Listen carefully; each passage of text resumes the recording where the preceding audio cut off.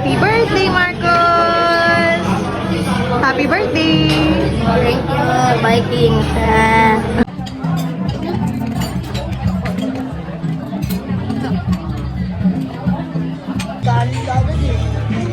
Hindi naman talaga titingin ang pansin. Kumain ka ba para hindi ka maingit?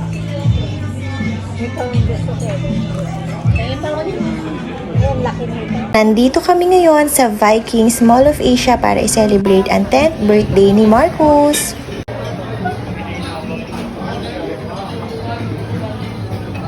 Ako, pag nagbo-buffet kami, ang kinukuha ko is yung favorite ko and yung bihira ko lang kainin. Pero one thing for sure, hindi ako magkakanin para naman lahat ng ulam na gusto ko is makain ko.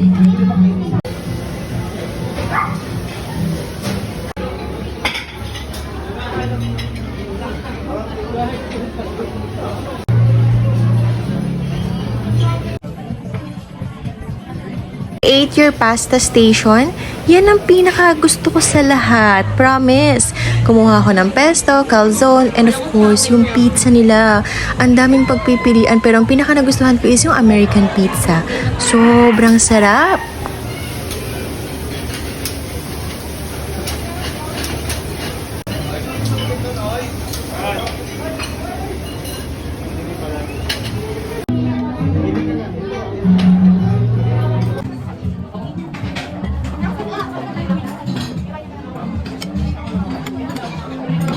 Tuwang-tuwa din ako dito sa bread station nila, para akong nasa Amerika. Kumuha ako ng mushroom soup, pork bun, sausage bun, at saka butter sandwich. O diba, nagvo-voice over ako pero na-overwhelmed ako.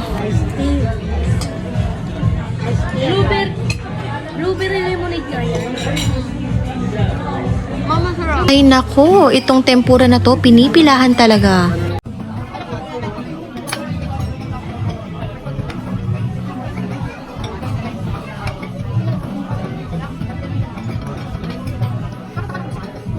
Ang story ko naman dito sa hakaw na to, 4 times na akong humihingi.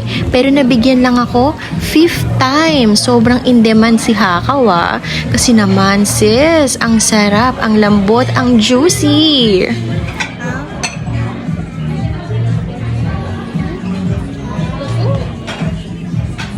Kainis yung cherry.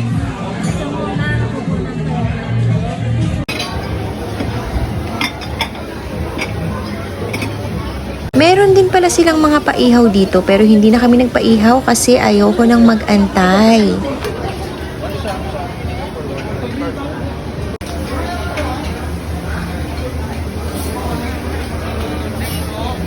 Ayan.